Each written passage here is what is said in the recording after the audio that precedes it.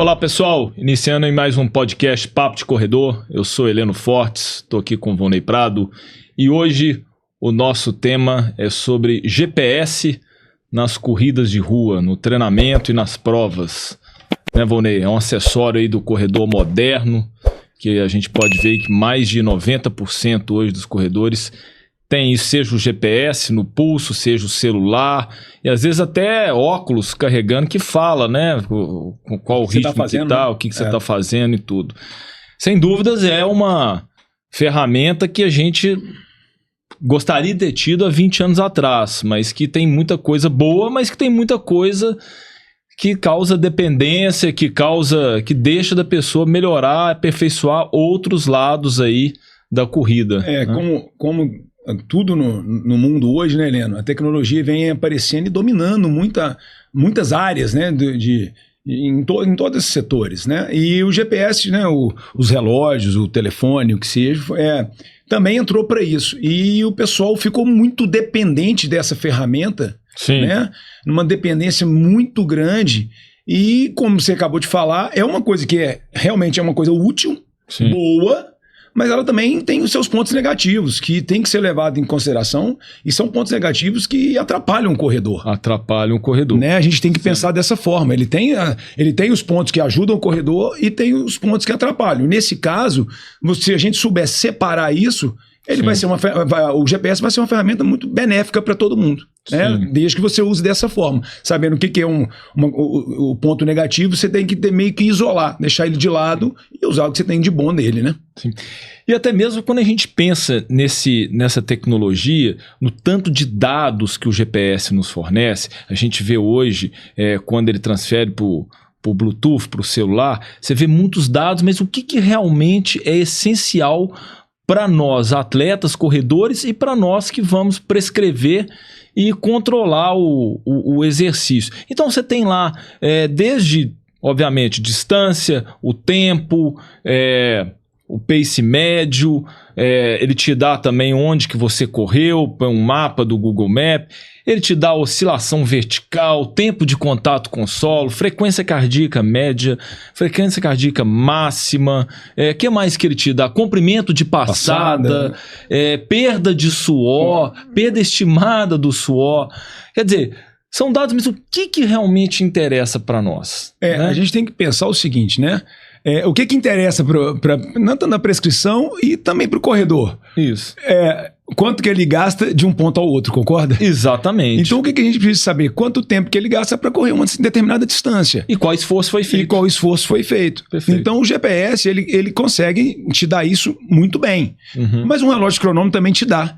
Perfeito. Se você tiver uma marcação de um ponto A de um ponto a B certa, né? Se você tiver uma pista de atletismo, você não precisa do GPS. Você não precisa do GPS. Você consegue, né, prescrever para o seu atleta, tanto a gente, na hora da prescrição, quanto o atleta na hora de realizar a atividade, sim, ele consegue realizar a atividade com um cronômetro.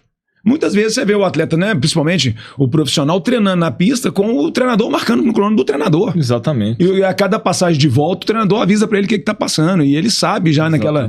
E é isso, Heleno. Vem que a gente pode voltar e buscar lá atrás, né, quando a gente começou a correr, né? A gente corria com os relógios cronômetro. Né? Era só cronômetro e a gente dava preferência em comprar os relógios que tinha lap, que era volta, né? Número de voltas. O maior número de voltas. E a gente não conseguia arrumar. Quando a gente foi pra maratona, não tinha relógio que tinha 50 voltas, porque a maratona você tem que fazer 42 voltas. 42 laps. Então a gente, e com isso, a gente desenvolveu uma percepção de esforço, de ritmo, que até hoje a gente traz com a gente. Então, assim, o pessoal fica assim, mas, pô, você sabe o ritmo que tá correndo. Isso foi um trabalho de anos, mas porque a gente, no início, a gente não tinha essa ferramenta. Eu até entendo quem já começou na era GPS ter essa dependência um pouco maior, mas ele também deveria pensar em largar essa dependência um pouco. Sim. Né? A gente fala muito isso. Então, assim, isso a gente conseguiu construir lá atrás e é uma coisa boa. Sim. E todo mundo sobreviveu e se desenvolveu sem essa ferramenta. Exato. E os corredores, se a gente pensar em 20 anos, os corredores não se tornaram mais rápidos ou mais resistentes por causa do uso do GPS. GPS. É igual a gente falou, ele é um facilitador para a gente hoje na prescrição, no controle, porque isso facilitou, né, a gente ter a visualização de treinos de pessoas em outros lugares. Então, muitas vezes esse atleta, esse aluno não precisava de dar o feedback dele, de falar com você. Basta ele realizar o treino e você abrir a plataforma que você vai ver o que ele fez, qual a distância que ele percorreu, qual foi a altimetria, qual foi o ritmo médio. Mas assim, o que interessa mesmo pra gente, igual quando a gente vai perguntar para saber qual que é o nível do atleta, a gente não vai perguntar para ele qual que é a oscilação vertical dele, qual que é o tamanho da passada dele, qual que é a frequência cardíaca. A gente pergunta, qual que é a pergunta clássica? Qual foi a última prova que você fez? Aí ele vira para você, eu fiz a prova de 10 km em 45 minutos. Pronto. Essa é uma informação que pra gente... Você fez prova, você competiu, estava 100%, eu não preciso mais nada. Eu não preciso mais de nada. Helena, então vamos jogar o GPS no lixo? Não, nós não vamos jogar o GPS no lixo. Ele tem muita importância. Ele tem muita importância porque ele é um facilitador, igual a gente estava falando. Até mesmo nesse caso, Helena, na hora que ele te passa a informação e você consegue definir todo o programa dele, inclusive com intensidades, o GPS vai ser um facilitador para ele manter esses treinos no ritmo necessário, desde que ele saiba usar o GPS nessa situação. Sim. Uma coisa que a gente tem que deixar bem claro é que os GPS, todos, não são 100% precisos. Perfeito. Então não adianta falar assim, mas o meu pega... Não pega certinho. O seu não pega, o meu não pega. O de ninguém vai pegar 100% perfeito. E cada treino ele tem uma variação diferente. Sim. Não é a mesma variação. O meu paga... Eu corro 10 km, ele marca sempre 100 metros a mais. Não vai marcar sempre 100 metros a mais. Vai ter dia que vai ser 100, vai ter dia que vai ser 200, vai ter dia que vai ser a menos. Isso. Então, teoricamente, ele não vai ser 100% preciso e não tem a mesma precisão sempre. Né, de erro também. E a gente comenta muito isso, que a dependência ficou tão grande em que você pega pessoas que vão correr em maratonas internacionais com selo de aferição da IAAF e falando que a prova estava maior. E a gente sempre falou isso, igual, por exemplo, a maratona de Chicago, a gente sempre fala, né, para os nossos alunos quando eles vão correr lá, porque Chicago, a primeira parte é no meio dos prédios, aqueles arranha-céus, você passa dentro de túnel, então a recepção do satélite fica muito ruim. E aí muitas vezes você vê o corredor perdido, né? Principalmente esse corredor moderno, ele fica completamente perdido. E até mesmo de não ter habilidade dele saber lidar com a marcação da prova, de saber dar um lap, dele tirar o relógio, colocar ele no manual, porque ele está tão viciado do relógio fazer tudo para ele, e até mesmo dele correr quase que com um tique, né? Um tique dele ficar olhando pro pulso a cada 2 minutos, o corredor fica olhando pro pulso e deixa de trabalhar e treinar outras percepções subjetivas, né? O autoconhecimento, interpretar as variáveis externas, que são importantíssimas para ele desenvolver melhor o trabalho dele. E isso é uma coisa que a gente repara, né, Heleno? Nesse tempo que a gente tem aí, né, prescrevendo e acompanhando atleta, aluno, né? E a gente corre muito com nossos alunos também, treina junto, né? Então a gente vê aquele aluno que ele tem aquela mania grande de ficar estilingando. O cara olha o relógio, acelera, na hora que ele assusta, ele desacelera. Ele acha que, né, que ele saiu do ritmo, entrou no ritmo. E isso é uma coisa muito ruim. Sim. Porque além de ir minando o atleta no treino, na prova, no que seja, ele nunca vai desenvolver a percepção daquele ritmo que ele realmente está correndo. Exato. Ele não consegue entender o que ele realmente está fazendo. Sim. Então, nesse ponto é que a gente fala. É um dos pontos negativos do GPS. Por quê? Porque ele vai te dando essa variação. E aí entra já uma dica que a gente gosta de dar de como usar o GPS. Né? Qual tela, o que você coloca para você acompanhar nos seus treinamentos, né? A gente fala muito isso, a gente tem mais ou menos a mesma linha. Uma coisa que é clara, não deixa o pace instantâneo. Exatamente, para o pessoal entender, né? O pace instantâneo é aquele pace que ele vai ter variação no momento. Exato. Né? Então você acelerou, ele aumenta, você desacelerou. E aí o que acontece com isso? Você deu um exemplo da Maratona de Chicago, ou vamos pegar o exemplo de onde que a gente treina ali no Belvedere, na hora que você passa no meio dos prédios mesmo, ali dentro do Belvedere, ele dá uma enlouquecida. Nessa enlouquecida ele sobe, fica mais lento, você vai querer acelerar, aí de repente você sai dos prédios, ele desce lá embaixo, você tirou. Então você vai ficar numa mudança, numa variação, né, de ritmo muito grande. Exatamente. Então a primeira coisa a dica que a gente deixa é tire do pace instantâneo e deixe no pace médio. Pace médio. E se possível, se você colocar em 2 telas, primeira tela você deixa o pace médio do quilômetro. Isso. O que é o pace médio do quilômetro? É o ritmo, o quanto vai dar aquele quilômetro que você está fazendo. Então, se você desacelerou um pouquinho, ele não vai sair, se você estiver correndo a 5 para 5,30, não. Ele vai acabar 5,1, 5,2. Então, você está dentro do que você queria fazer. Né? Se você está pretendendo correr ali a 12 km por hora, você fechar ali 5,2, 5,3, você está dentro. 4,58, 4,59, você está fazendo o que você queria.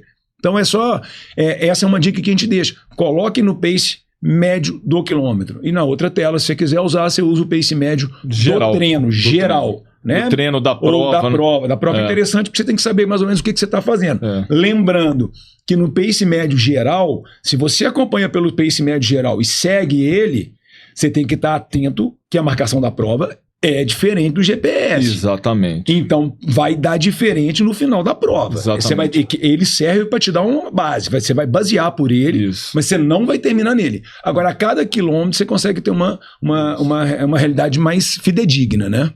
E normalmente, o que a gente acompanha é que praticamente todas essas provas oficiais que são marcadas, né?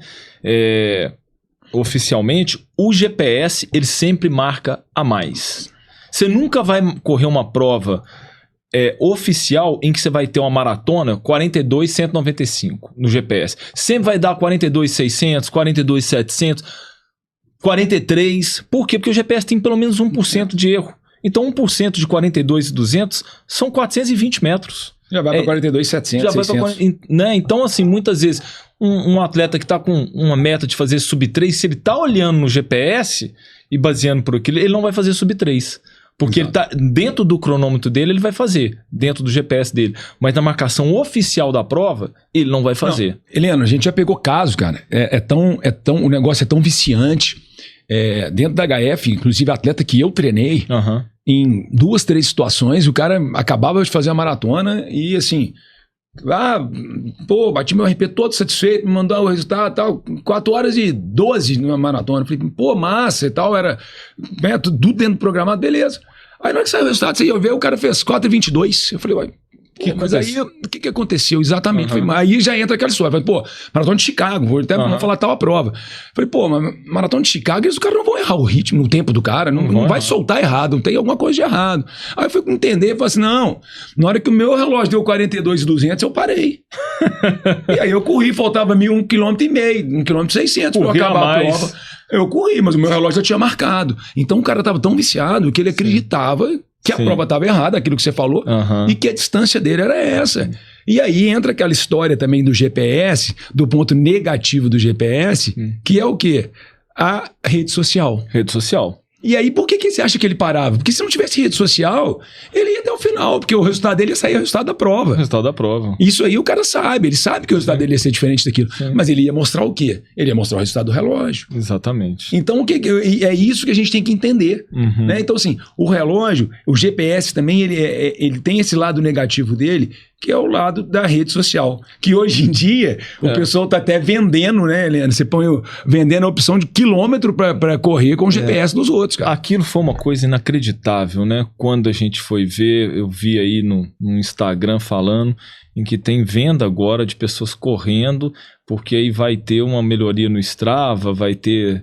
Sei lá, é coisa assim inacreditável que a gente chegar nessa fase. Eu tava numa reuniãozinha com a turma da Adidas aí essa semana, e a gente comentando sobre alguns desafios, algumas coisas, aí eu comentei sobre isso, que eu tinha visto no Instagram, alguns tinham visto também, outros não. A gente tava comentando, o brasileiro é profissional, cara, não tem jeito.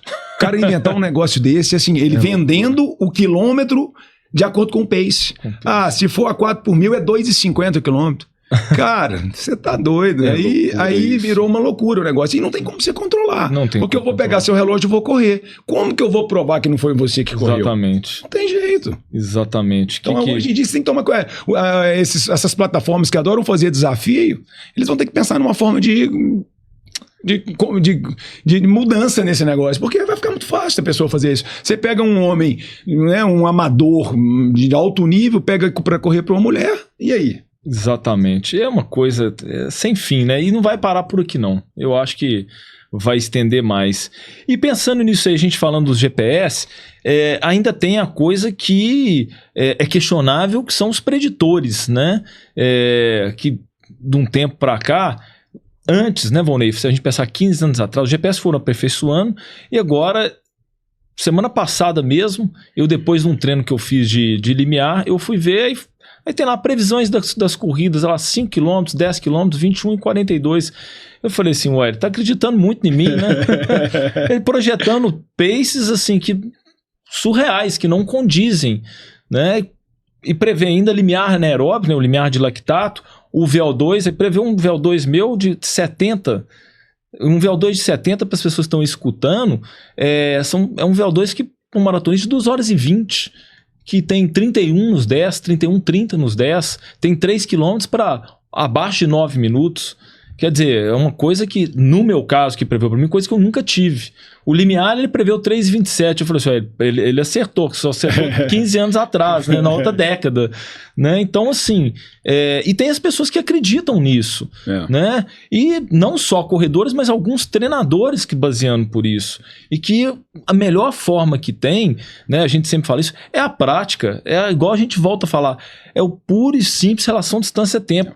Você marcou uma distância, correu de A até B, um teste de 3 km, de 5 km, 10 km, aferiu, tá certinho, correu tanto, daqui a 8 semanas, você coloca ele para treinar, vai poder fazer a mesma coisa. Acabou, você vai medir o desempenho dele através daquilo. Não é o GPS que vai medir seu desempenho. E aí, Helena, entra nessa hora também até a parte da prescrição, né, cara? Os GPS hoje estão prescrevendo treino. Estão prescrevendo treino. Treino, descanso, quanto tempo de descanso, quanto tempo de recuperação. E assim, vem a inteligência artificial, mas esquece de levar em consideração que você está mexendo com seres humanos, você não está mexendo com máquina, né? Exatamente. Então você tem que entender, aquilo ali é um processo onde tudo pode estar dando certo. Isso. Vamos até aceitar que essas prescrições e essa programação do GPS, da inteligência artificial, ela tem uma coerência legal, mas ela está pensando que o cara tá 100%. E aí, se esse cara é um cara que recupera, que tem o dia livre para cuidar da recuperação, ele vai estar de um jeito na próxima sessão de treino. Exatamente. E se é um cara que acaba de treinar e trabalha o dia inteiro em pé e tal, no dia seguinte ele vai estar de um outro jeito. No final de 2, 3, 4 semanas de treino, dependendo, você tem que voltar, né? Entender. Então, assim, é muito legal, mas não é tão preciso, não é...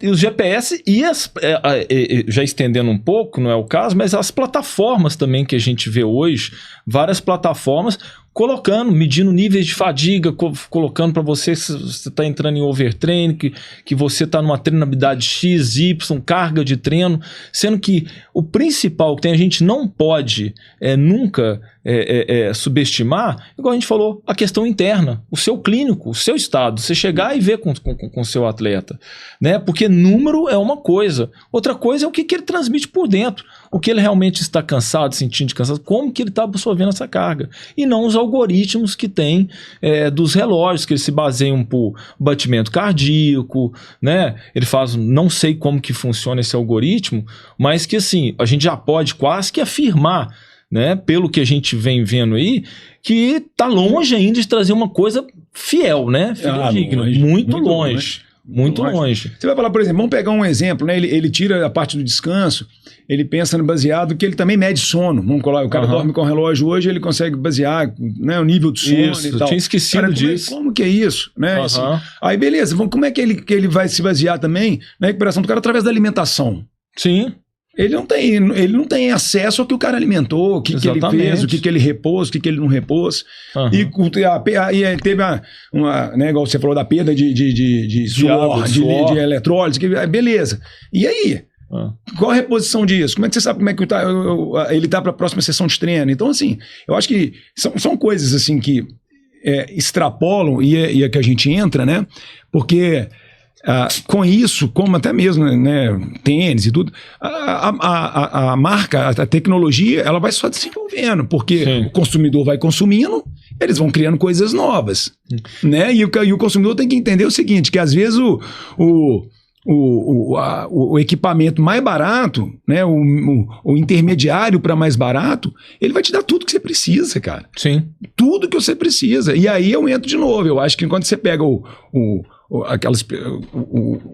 esse desenvolvimento do equipamento, muito é para encher linguiça, vamos colocar assim, Sim. porque são informações que a gente não usa, não precisa. Não precisa. Né? Se o atleta está preocupado em termos de prescrição, a gente, como treinador, a gente fala o que a gente precisa e é básico. Básico, né? E aí eles vão desenvolvendo isso para poder cobrar mais caro, relógios mais bonitos, que fazem isso, que fazem aquilo, e que teoricamente não servem para nada. Não serve para nada. Nessa parte, né? Sim. E aí, voltando, Heleno, para o uso do GPS, que a gente veio comentar aqui, algumas estratégias, né? Eu acho que ele, dentro dos pontos positivos, a gente deu um enfoque grande no negativo. Ele tem seus pontos positivos, claro, muito bons para a gente usar em treinos, né? Então, por exemplo, você viajou aí para um feriado e ficou 4 dias fora. Você tem que fazer alguns treinos de rodagem. Pô, você quer uma coisa mais simples que ligar um relógio e diz aí, assim, aí é o que a gente fala. Esquece um pouco o ritmo. Você tem uma programação, mas você mudou seus ares, você está correndo em um outro ambiente, talvez um ambiente mais úmido, mais quente, um ambiente com mais subidas e descidas. Você esquece pace, vamos falar assim, esquece ritmo. Vai para a sua sensação de esforço, sensação interna, aquilo que a gente fala né, do que a gente conhece já. Mas não tem nada mais fantástico você sair de um ponto X, chegar no ponto e saber quanto que você fez de distância, o que você precisa de fazer. Então isso o GPS te ajuda. A gente não pode negar também, porque isso cria uma dependência, uma obsessão por números. A gente gosta, eu gosto de olhar os números, né? Eu chego depois, abro o celular e vejo o mapinha, ó, que legal e tal, mas não é isso, não me julga em nada em termos de treinamento, não vai mudar em nada para mim. Você não tá fazendo isso para analisar o seu treino, para analisar o treino, só para ver. Exatamente. Então, assim, eu vejo só por curiosidade, vejo, o batimento foi tanto, às vezes o batimento não pegou do afom, porque, né, os relógios ele é mais preciso com a cinta, com a cinta, mas hoje melhorou bastante os GPS com o pulso, mas assim, não é isso que vai mudar no treinamento seu do dia seguinte. O que vai mudar mesmo, que você vai tomar uma decisão de fazer uma intervenção, é se o seu aluno, ou se você chega e fala assim, puxa, eu tô cansado, não dá para eu fazer um treino de VO2 hoje, cara, não dá para fazer um treino de limiar, não dormir nada essa noite. Isso. Não é o que o GPS ele não entende. Tá acusando, não é o que ele tá acusando, entendeu? E a gente pode estender até mesmo hoje, as pessoas tem tantos preditores, né? Você vê até o anel que o pessoal, a gente vai falar isso, aquele anel caro que o pessoal coloca. E aí, coloca lá, seu sono foi ruim. Mas aí você acordou, você acha que você está bem, aquilo ali, você não tem condição, você vai treinar ali naquele dia seguinte. Você vai fazer tanta alteração por causa que o anel está falando com você, sendo que você está sentindo bem? Né? Você acha que você pode usar, igual você falou, a gente pode acompanhar, né? Olhar para ter essa informação, mas eu acho que a sua autoavaliação é muito mais importante. Muito mais importante nessa situação. Muito.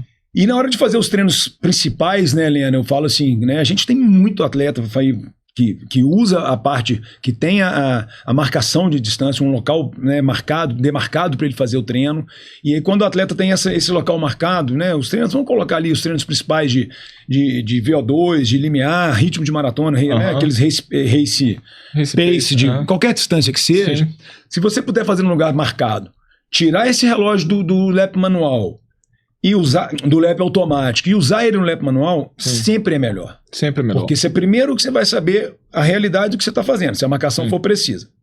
Mesmo que ela não seja precisa, se você realiza o treino sempre no mesmo local, você vai saber a realidade que você está fazendo a cada sessão de treino. Exatamente. Isso também é super válido. Você sabe quanto que é cada volta, se é uma volta no quarteirão, se é uma volta na grade, isso campo. Isso te ajuda também na percepção de conhecer a percepção de esforço. Claro. Já voltando lá atrás, onde a gente comentou, né, de autoconhecimento em relação a isso. E nos treinos longos, eu acho que, às vezes, se você for ficar num lugar demarcado, você pode fazer a mesma coisa, mas já que a gente tem essa ferramenta, você não vai ficar fazendo treino longo na mesma volta, né? Eu acho que está aí para você poder fazer essa variação. Talvez quando você tiver que fazer um ritmo, a parte final do treino com um ritmo mais intenso e tal, que você fique nesse local que você tem demarcado, ok, não tem problema. Mas como o treino já é longo, o tempo de exposição é maior, eu acho que a variação de percurso ajuda. A corrida é tão bom por causa disso. Isso. Então a galera tem que sair dessa bobeira de querer fazer os treinos maiores, grandes, sempre no mesmo percurso, né? Isso. Porque acaba que, igual você falou, gera também uma outra dependência, Porque o atleta passa a não desenvolver a capacidade dele de lidar com campos visuais diferentes, de lidar com ambientes não controlados. Porque a partir do momento que ele treina sempre no mesmo circuito, aquilo passa a ser um ambiente o quê? Controlado. A gente sabe que o treinamento você melhora com a repetição. Mas a repetição depois também, ela te gera conforto. Claro. E tudo para você ter progresso, você tem que gerar desconforto. Então você gera repetição para você melhorar. Você repete. O treinamento é uma repetição. Isso. Mas chega um momento que essa repetição você tem que o quê? Mudar ela. Você tem que dar uma direção diferente para ela gerar um desconforto. Porque você, muitas vezes, o que os nossos alunos estão querendo, a partir do momento que eles repetem muito o treino naquele mesmo local, eles estão buscando conforto. Claro. Eles estão buscando segurança. Isso a gente sabe, porque de vez em quando acontece com a gente, cara. A gente está fazendo um treino longo ali, a coisa começou a ficar difícil. A gente tem aqui no Belvedere, que é o local que a gente tem, uma voltinha de 1 quilômetro, que a gente sabe até os buracos à volta. Até os buracos à volta. Então, na hora que você cai pra dentro, ela fica mais fácil, ela é totalmente visual, plana. Ele fica familiar, é diferente. Você consegue ter uma distribuição melhor do espaço, e você sabe onde você está a cada momento.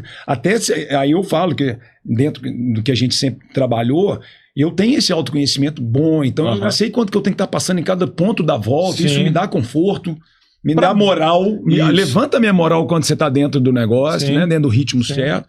E aí, com isso, quando você pega esses treinos de intensidades principais, começa a trabalhar ele de uma forma diferente, usando o LEP manual, é uma sugestão que a gente dá para todo aluno nosso. Claro que a gente não obriga, mas a sugestão que a gente dá, que a gente acabou de falar, né, não confiar na distância do GPS, sim na distância da prova, é fazer todas as provas no LEP manual. No LEP manual, porque o que importa é a distância da prova. Se ela tiver maior, gente, tudo bem, você vai fazer na distância dele. Você não vai parar seu relógio com 5 km numa prova de 5 e falar, para mim acabou aqui, falta 300 metros, eu não vou, eles marcaram errado. Você vai ter que ir os 300 metros para cruzar a linha de chegada e tudo normal. Então, usar o GPS no LEP manual. Por quê? Porque você tem a realidade do que você está fazendo. Perfeito. Segunda coisa, o percurso, ele vai ter essa variação se tiver nublado, se tiver prédios altos, ponte, túnel. Você pega uma maratona, meia maratona do Rio, você passa em duas vezes no túnel, indo e voltando. Você passa descendo na meia maratona, vai pro centro do Rio e dá uma enlouquecida no GPS. Você vai ficar preocupado com isso? Não, você tem que entender que e aí quando você já encaixa aquele ritmo, se você tá, você sabe o que você está fazendo. Você não variou o ritmo. Dá 5 segundos mais lento ou mais rápido. Não tô no mesmo ritmo. É o relógio. Então essa é uma vantagem. Essa é uma dica que eu deixo assim. Não deixe de correr prova com o GPS no manual. Mas se eu for uma maratona, são 42 quilômetros, eu vou esquecer. Não tem problema, não. Se você esquecer, você bate no próximo, divide por 2. Exatamente. Ou bate no terceiro e divide por 3. Exato. Eu sempre esqueço. Sempre. Nunca fiz uma maratona inteira batendo 1 por 1. Vai para ter momento que você dá uma distraída, você não vê uma placa. Exatamente. E aí não tem desespero. E às vezes não tem a placa caiu, teve um vento, a placa, né? É muito difícil, assim, até provas internacionais que a gente já fez, você visualizar as 42 placas. Não vejo. Né? Concordo. Isso quando é placa de milha. Que você vai ter que transportar a sua percepção para a milha. Isso. Né? Para não se atrapalhar. E eu falo o seguinte, você nem precisa, porque as pessoas desesperam quando chega e descobre que é a milha.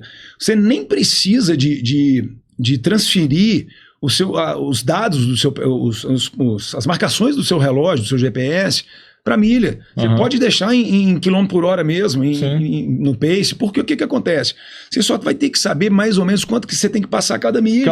E ele vai te dar o pace em quilômetro por hora. Isso. Você tem que correr a 5 minutos por quilômetro, é 5 minutos por quilômetro. Exatamente. E aí, na hora que você passar a milha, você tem que passar 8 minutos. 8 minutos. É 8 minutos, porque dá 1.600 metros, isso. Né? 7,30, 8 minutos. Isso. Então, a cada milha você vai dar o lap e tem que estar 7,58, 8,2. É isso aí. Acabou. E aí ele vai estar te mostrando 5, 4,58, 5. Isso. Não é problema. É só transferir o tempo.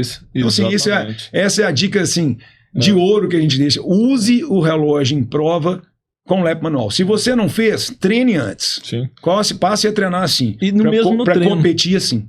E mesmo no treino, para melhorar o seu autoconhecimento e a noção de ritmo, nos treinos principais são os treinos de limiar e VO2, você tirar o o relógio do lap automático, colocar no manual e a cada volta você dá esse lap e ver se você está mantendo essa volta nos treinos contínuos de limiar ou se nos treinos de VO2, por exemplo, de 5 séries de 1000 metros, você está conseguindo manter uma média boa dentro do planejado, é sinal que você está tendo uma boa percepção de esforço.